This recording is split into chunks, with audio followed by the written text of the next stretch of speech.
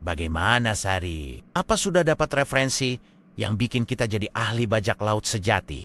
Aku nemu tentang bajak laut Bugis yang disebut Mandar. Mereka terkenal kuat dan ahli navigasi. Jadi, kalau kita nyasar di laut, jangan harap bisa nyari sinyal wifi. Tapi mereka pasti bisa nyari jalan pulang. Boleh aku duduk? Jangan sampai aku jadi bajak laut bayangan di sini. Tentu dong. Asal jangan bawa pedang bajak laut aja lah. Aku bawa buku tentang strategi maritim kerajaan Sriwijaya. Harusnya ini bisa bikin kita makin keren. Kayak kapten kapal beneran. Hei, kalian nemu apa aja nih? Jangan-jangan udah siap bikin film bajak laut versi kita? Masih fokus dong, Senja. Nanti kalau kamu bawa bajak laut beneran, aku kabur duluan. Aku dapat buku tentang peta kuno yang nunjukin jalur perompakan. Ada juga dokumen digital soal artefak bajak laut di museum lokal. Jadi, kita bisa jadi detektif sejarah. Sungguh menarik, kayak Sherlock Holmes versi laut.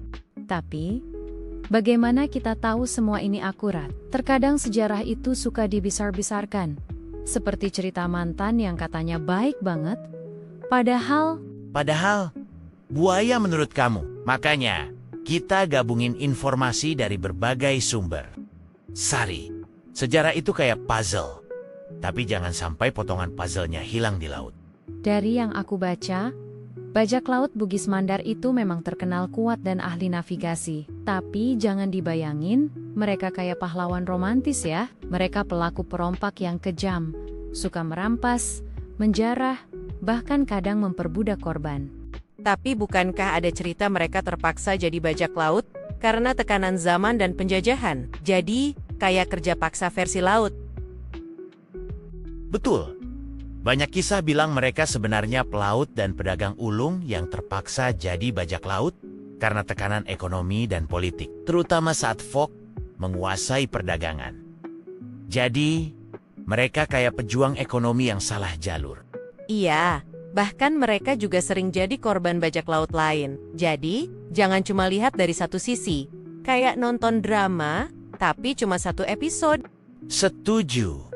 Keahlian navigasi mereka memang keren. Mereka pakai bintang, arus, dan angin buat berlayar jauh. Jadi, sejarah mereka bukan cuma soal perompakan, tapi juga soal kehebatan maritim dan budaya merantau yang luar biasa. Bisa dengan kata lain, mereka Google Maps zaman dulu.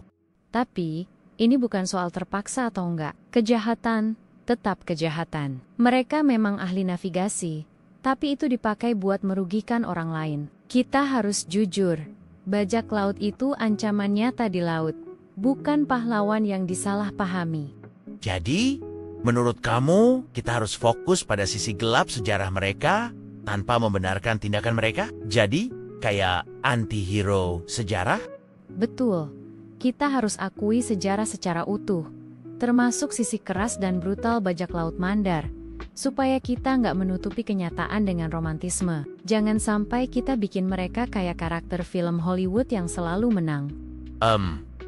Bagaimana jika kita langsung ke rumah Pak Suparman sekarang? Setuju. Oke, kita lanjut. Kalau kerajaan Sriwijaya ini, mereka kayak raja laut yang punya armada kapal segudang. Bayangin aja, mereka kayak Gojek zaman dulu, tapi antarannya kapal perang. Iya, tapi jangan sampai orang kamu nyasar ke laut lepas ya. Bisa-bisa malah ketemu bajak laut Mandar beneran. Ngomong-ngomong soal merantau, aku penasaran, kenapa sih budaya merantau ini bisa jadi bagian penting dari kehidupan masyarakat maritim kita? Menurut aku, merantau itu bukan cuma soal pergi jauh, tapi juga soal keberanian dan adaptasi. Mereka harus bisa survive di tempat baru, kayak anak kos yang harus pintar masak sendiri. Iya serius, merantau itu kayak upgrade skill hidup. Dari yang awalnya cuma bisa masak mie instan, jadi bisa masak rendang lengkap dengan sambal.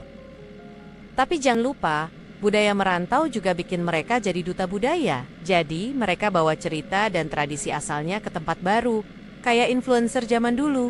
Jadi, merantau itu kayak ekspor budaya sekaligus impor pengalaman baru. Keren juga ya. budaya kita? Betul. Dan kalau kita lihat sejarah maritim, keberanian merantau ini yang bikin bangsa kita survive dan berkembang di tengah samudera luas. Kalau aku sih, merantaunya jangan jauh-jauh. Yang penting ada wifi dan kopi enak. Wah, itu merantau versi milenial banget, Sandi. Ya, yang penting semangat merantaunya tetap ada, walau kopinya kadang cuma sachet.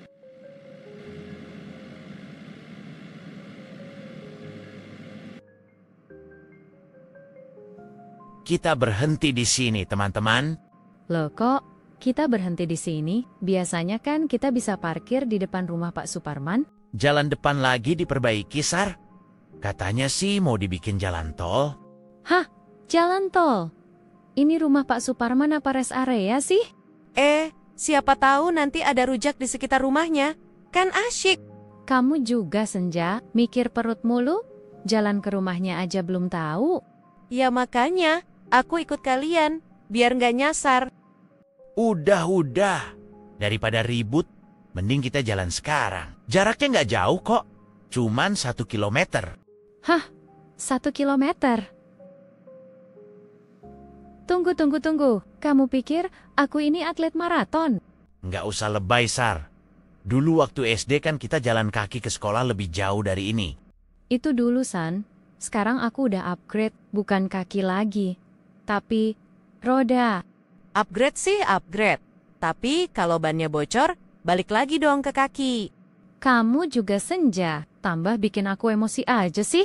Ayolah, mau emosi kek, mau upgrade kek. Yang penting sampai rumah Pak Suparman dulu. Jangan sampai dia ngira kita demo gara-gara nggak datang-datang.